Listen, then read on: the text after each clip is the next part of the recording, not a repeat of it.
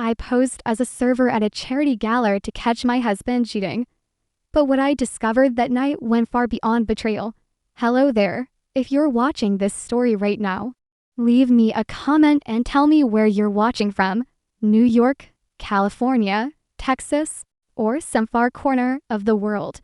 And if you believe in quiet karma stories, don't forget to like and subscribe. Now, let me tell you about that night. I stood in front of the mirror in the staff changing room at the luxurious Kalahari Resort, adjusting a black vest over a crisp white shirt. The name tag pinned to my chest read, Emily, not my real name, a fake one to get me into the party. I had never done anything like this before. I was a marketing director after all, not a waitress. But desperate circumstances called for desperate measures. My husband, Mark, had been acting strange for 3 months, coming home late, whispering phone calls in a closed room. A new perfume scent I had never bought for him. Classic signs, I guessed. But I tried to ignore them. We had been married 6 years. 6 good years, I thought, until 3 weeks ago, when I found an invitation stuffed into the pocket of his jacket. Clean Water for Africa Charity Gala, the biggest charity event in the region, bringing together famous CEOs and business leaders from everywhere. By invitation only. When I asked about the party, he told me about the gala. Of course, no spouses, said it was a social obligation, purely charitable. Boring, honestly. Just business talk. At first, I believed him. But then I noticed he got a fresh haircut at an expensive salon, ordered a bespoke tuxedo, started going to the gym regularly like he was preparing for a magazine shoot. Men don't do that for a boring charity event. My best friend, Rachel, works for a high-end event staffing company. One phone call, and I had a job serving champagne at the very gala my husband insisted it was not appropriate to bring his wife to. I told Mark one was flying to Boston to visit my parents that weekend. He seemed relieved. The manager's voice came over the speaker in the changing room. All servers to your positions. Doors open in 5 minutes. I took a deep breath, picked up my silver tray, and walked into the main hall. The African ballroom was vast and stunning, designed with an authentic African safari theme. Carved wooden statues of lions, elephants, and giraffes mounted along the soaring walls.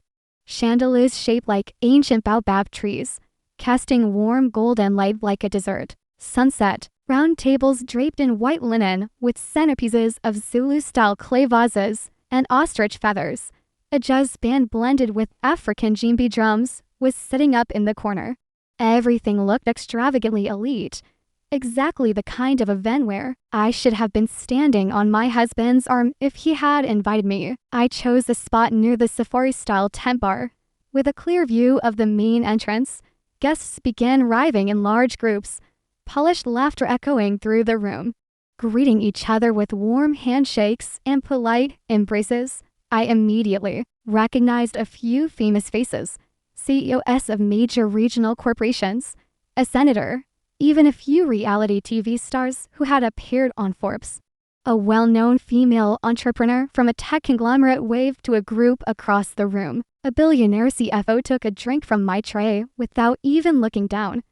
That's what it's like serving at events like this. You become completely invisible among the stars. And tonight, that invisibility was exactly what I needed. Mark arrived about 20 minutes after everyone else, and my breath caught in my throat. He looked more handsome than ever. The new tuxedo fit him perfectly, as if it had been made just for this night. He was smiling, that wide, sincere smile I had loved so deeply in our early days. But it wasn't for me. It was for the woman who walked in right behind him, her hand lightly hooked around his arm, as if it were the most natural thing in the world.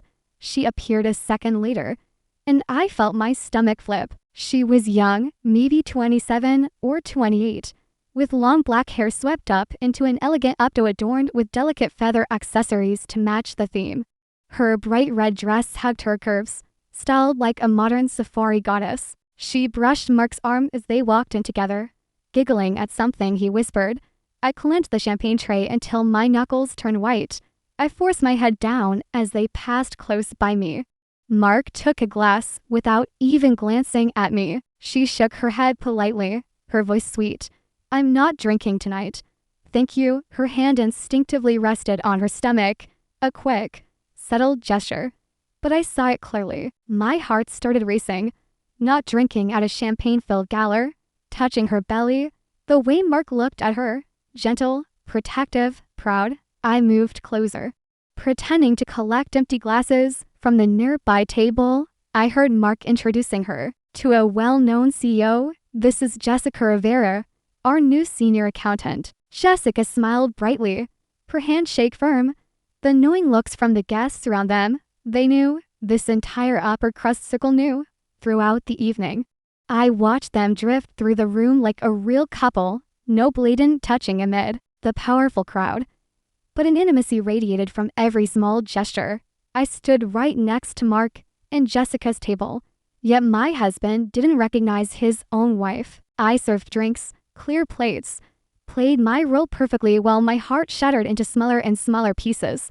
And then, as if to tear away the very last layer of pretense, Tom, Vaughn Enterprises' chief legal officer, already a little drunk on premium champagne, raised his glass louder, and a toast to the happiest couple tonight. Mark, Jessica, when are you making it official?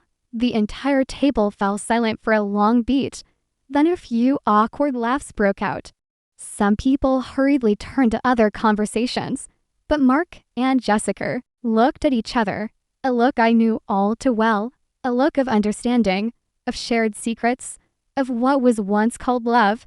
I couldn't stay there another second. I set the tray down on the nearest table and hurried toward the staff quarter, ignoring the manager's surprised stare. In the empty hallway, I leaned back against the wall, my chest heaving.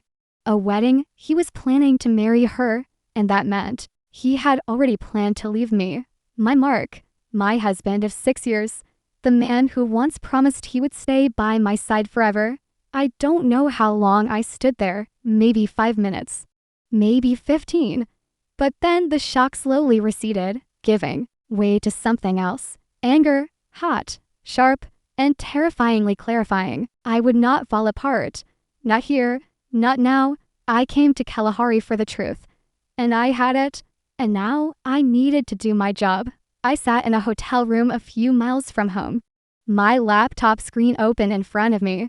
The security camera I had paid 5 times the normal installation cost for last night's streaming live.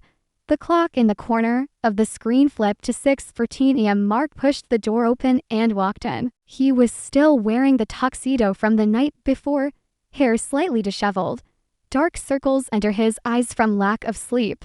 I could see every detail clearly through the high-resolution camera. He stopped in the doorway, pulled out his phone, and dialed. The phone I had set to silent on the table beside me started to vibrate. It rang once, twice, 3 times. Then my voicemail filled the quiet hotel room. My voice sounded cheerful, warm. Just like every day. Hi, you've reached Emmer. I can't take your call right now. Please leave a message. Hey, love. His voice came through the laptop speakers, trying to sound normal. I got home late last night. Just woke up, really craving some coffee. See you soon. Okay. He hung up. I watched him frown, staring at his phone for a long moment. I had never let one of his calls go to voicemail. Not once in 6 years. He drove into the driveway. The Porsche came to a stop on the familiar gravel. The driveway was empty. My white Range Rover was no longer there. I had it towed away yesterday. He sat in the car for a moment, staring at the house. He got out. I saw him shiver slightly, then reach into the trunk for a duffel bag. That bag held clothes he had never worn. He walked to the door, inserted the key, the door opened, and I clearly saw the moment the silence hit him in the face. He stepped into the hallway, dropped the bag onto the floor. Emmer? His voice echoed, bouncing off the high ceiling and hardwood floors. No answer. The house was cold, not from temperature, but from the kind of cold that comes from a place that hasn't been lived in for hours. And empty. His face on the screen changed, From confusion to real panic. He walked into the living room, and that was when he noticed the first thing that was truly wrong: the paintings above the fireplace. The original oil painting of the Italian coast I inherited from my grandmother. Gone. Only the faint outline where the frame had been. He spun around. The display cabinet in the corner, where I kept my antique porcelain collection, empty. The glass doors were still closed, but the shelves inside had been cleared. He ran up the stairs, taking 2 steps at a time, his heart pounding so loudly I could hear it through the sensitive microphone. Emmer. He rushed into the master bedroom. The bed was made neatly, smooth, and flat like a hotel. The closet doors were wide open. He slowed down, stepping toward the closet. His side was untouched. Suits, shirts, shoes, everything exactly as it had been. He looked to my side, bare. Empty hangers, no handbags on the shelves. The shoe racks, cleared out. Even the velvet hangers I loved were gone. He stood there, breathing short and fast. This wasn't a short trip, not a visit to my parents like I had told him. I smiled coldly at the screen, my hand tightening round a cup of coffee gone cold. He didn't know yet. Mark, he hadn't seen what was waiting for him on the dining table. My wedding ring, a thick envelope from my lawyer, and the photo set from a professional investigator taken last night. Him and Jessica leaving the hotel, hand in hand, lips pressed together under the streetlights. He was about to see it, and then he would understand. I didn't just know, I had started fighting back. The camera in the master bedroom showed everything clearly. Mark slowly walked over to my nightstand. It was almost empty, with only 2 things left: my wedding ring, the 3-carat diamond he bought to make up for forgetting my birthday 3 years ago, lay there coldly, sparkling in the morning light. Beside it was a thick manila envelope. He picked up the ring first. I could clearly see his fingers tremble slightly. He stared at it for a moment, then slipped it into his pocket. Then he reached for the envelope. It was heavy. On the front, minute handwriting. Mark. He tore it open, pulled out a stack of papers. The first page wasn't a handwritten letter, not terse accusations or desperate pleas for explanations. It was an official divorce filing. Petitioner, Emma Vanderlyn. Respondent, Mark Henderson. I did not use his last name. I saw him let out a short, dry laugh, disbelief cracking through it. You're kidding? He flipped to the next pages. Attached were photographs, high-resolution images, time-stamped, geotagged, photos of them entering the hotel last night, the same night as the gala. Photos of them kissing under streetlights near the office. The timing precise down to the second. Professionally framed shots. These weren't phone pictures taken by jealous friends. These were taken by a private investigator, the most expensive kind. And I wanted him to understand that immediately. I knew what he would wonder next. How did she have the money? I knew he would search his memory, retrace every expense, every credit card alert. He wouldn't find anything unusual, because I never used our joint money for this.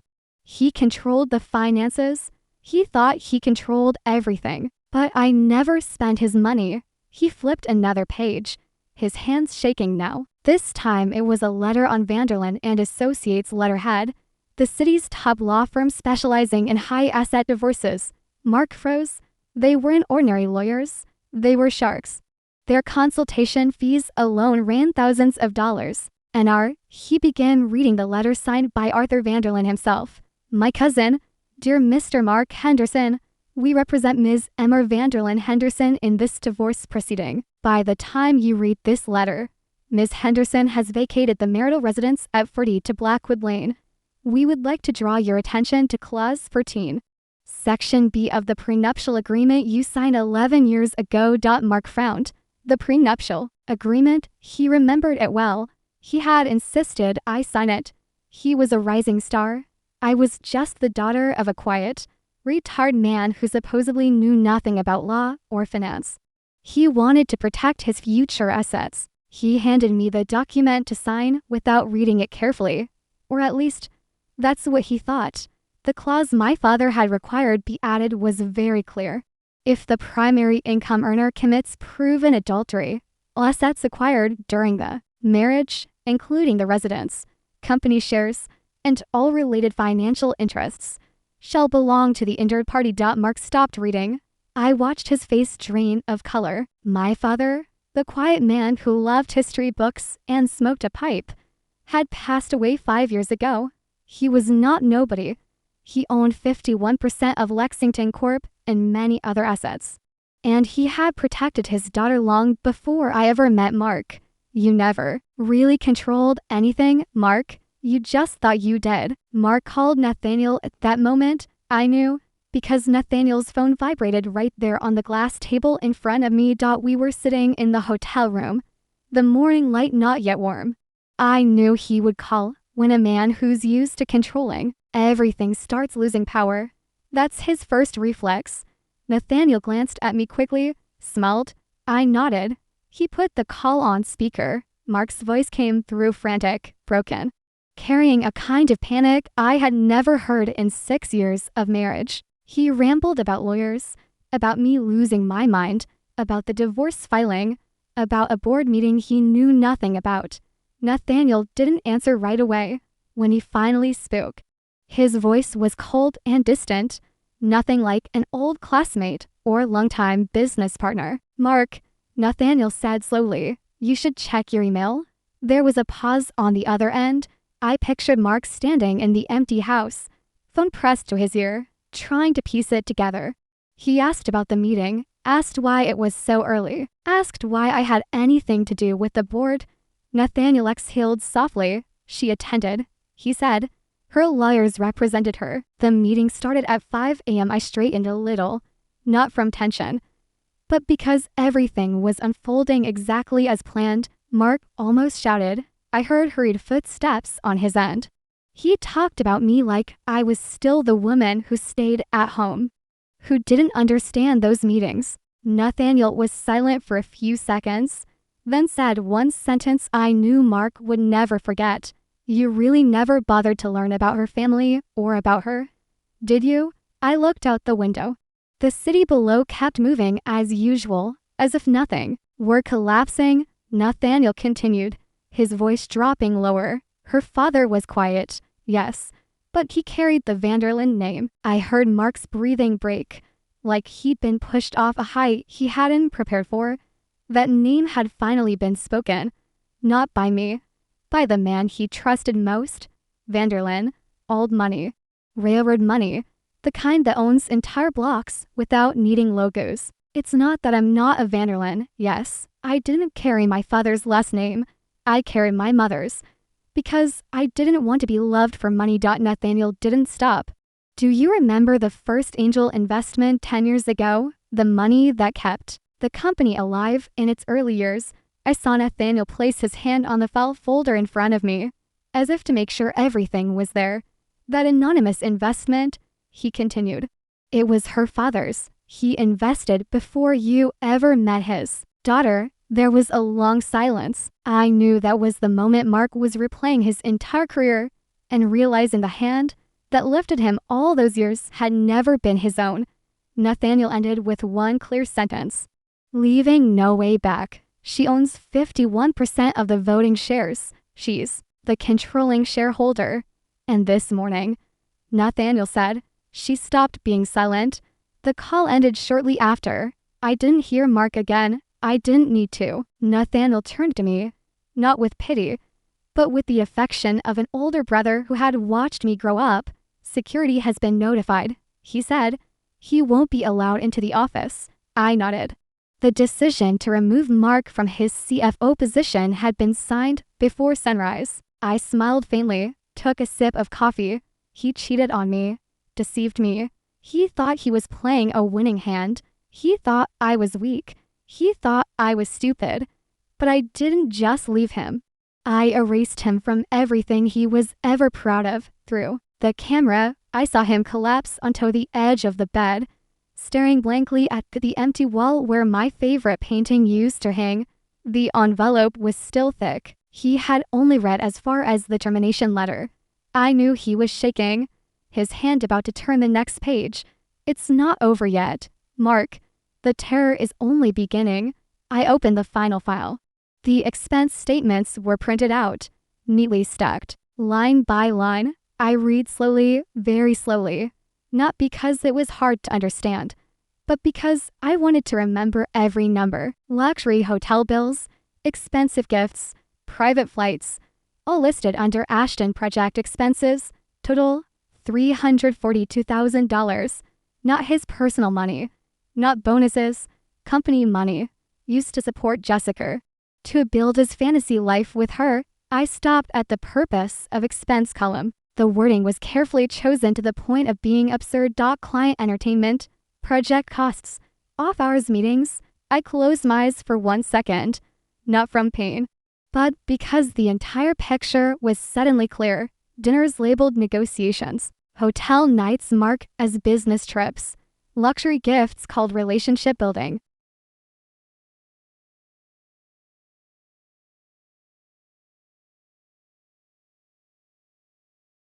I set the pen down. That's enough, I said.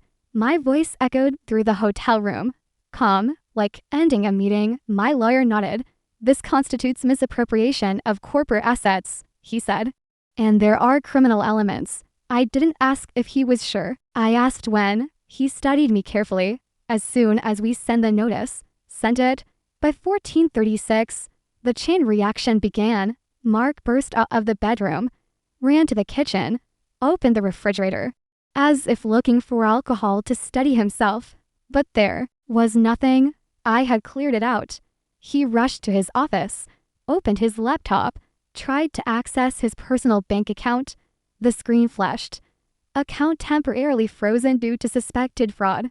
He slammed the keyboard. Damn it, what is this? His credit cards, all of them, had been frozen by order of my lawyers, based on evidence of embezzlement. He ran to the wool safe in the closet. The door swung open. Empty. Emergency cash. Important documents. All gone. Only a small note from me remained. There's nothing left for you. He crumpled the paper and shouted. He stormed into the garage, tried to start the Porsche, his beloved car, his self-reward bought with stolen money. The key turned, but the engine stayed silent. The display read, "System disabled remotely." It was the vehicle tracking app I had hacked, or more precisely, my technician had. He kicked the car door and yelled, "Damn it, why is everything against me?" He collapsed onto the cold garage floor, his head dropping onto the steering wheel, completely isolated. No money, no documents, no car, no job. I saw him cry. The first tears in 6 years. His voice whispered through the hidden microphone. "Emma, why are you doing this to me?"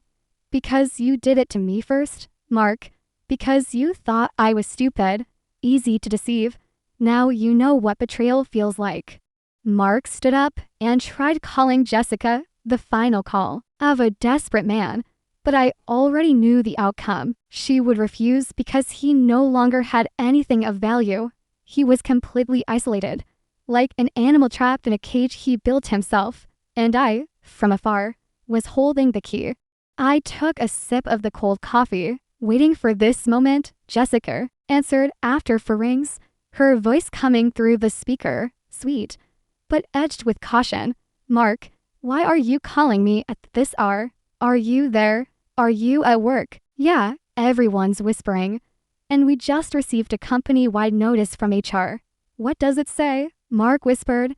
Jessica read it out, her voice flat and indifferent, stating that Mark Henderson had been terminated effective immediately for serious misconduct and financial fraud. It said security had his photo at the front desk. Jessica, that's just corporate talk. They're trying to scare me. I built that company. It also says, she continued, ignoring him, that the company is conducting an internal audit of all expenses you approved. Mark swallowed, his voice hoarse, trying and failing to sound normal. "Jessica, baby, I need your help. Just temporarily. Can I come stay with you for a few days?" Silence stretched for several seconds, and I could clearly hear Jessica breathing on the line. Then she scoffed. her laugh sharp like a blade. Mark, are you joking? You said you were getting divorced? You said you were rich? You promised you'd buy us a house. And now you're broke. Fired. You might be going to prison. I love that lifestyle. Mark, she snapped. I love the dinners, the gifts, and the fact that you were going to make me a manager. I didn't sign up to visit you in jail. Mark folded over, his voice breaking like a child's. Jessica, I have you. We love each other. Remember? You said I was the only man who understood you. Jessica, please. I don't have anyone else. I saw him grip the phone until his knuckles turned white. His eyes red and wet. But Jessica didn't soften. Her voice was icy, without hesitation. Don't come here, she said. If you do, I'll call the police. I can't be seen with you. I have my career to think about. I'm deleting your number. Don't call me again. Click. Mark stared at the phone. The screen went black. The battery was dead. Jessica didn't reject him because she was better. She was just as greedy as he was. But that didn't matter. What mattered was that he was now completely alone, with no one left to cling to, no wife, no mistress, no money, no power. He curled up on the filthy garage floor, arms wrapped around his head, muttering over and over. How did everything fall apart like this? What did I do wrong? You did everything wrong, Mark. From the moment you chose to betray me, through the camera, he looked pitiful. The tuxedo from last night's gala, now wrinkled and covered in dust, hair wild, face flushed. He tried to stand, staggered back into the house, but his legs gave out, and he collapsed at the doorway. I watched him crawl on hands and knees into the living room, collapse on the floor, panting like a wounded animal. That was the moment he realized everything was gone, completely gone. I smiled faintly, not in joy, but in release. He dug his own grave, and now he was lying in it. Nathaniel beside me whispered, "He's broken." I nodded, eyes still on the screen. Good. Now he knows what it feels like to be abandoned. Mark lay there, eyes empty, staring at the ceiling, tears streaming down. No words left, only choked sobs. I turned off the camera and closed the laptop. Enough. The rest of today belonged to him, a long day in a hell of his own making. But I knew he would try to fight. He would call friends, lawyers, someone, but no one would help, because everyone already knew through the board's email, through messages I'd sent to a few key people. Mark Henderson, former CFO, was now a complete failure. I stood up and looked out the hotel window, the feeling of freedom spreading through me. My new life began here, while he sank deeper into the dark. And Jessica, she was just a piece in the game. Now hattered, Mark had lost everything. Money, power, fake love.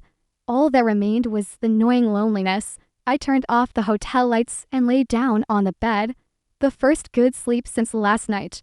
The next morning, 3 sleek black SUVs stepped in front of the gate. Uniformed police officers stepped out first, followed by Arthur Vanderlyn, my cousin, and also my lawyer, in a sharp gray suit. And I stepped out last. My heels hit the pavement, the sound dry and steady. I saw Mark frozen at the garage door, eyes white in disbelief. He lunged forward, his duffel bag dropping to the ground with a thud. Emmer. He shouted, his voice echoing. The police immediately turned, hands moving to their holsters. Arthur merely adjusted his glasses. "Come, stay where you are," an officer barked. Stepping between us. Mark stopped about 15 meters away, breathing hard. Face flushed. "You're a witch," he screamed. "You planned all of this, didn't you? You ruined me." I didn't shout back. I didn't cry. I only tilted my head slightly, looking at him the way one studies a strange specimen under a microscope. My voice was calm, clear, carrying without effort. "I didn't ruin you, Mark. I just let you be exactly who you are. Everything else you did yourself. I built you," he roared, clinging to the last scraps of power. "I handled the money.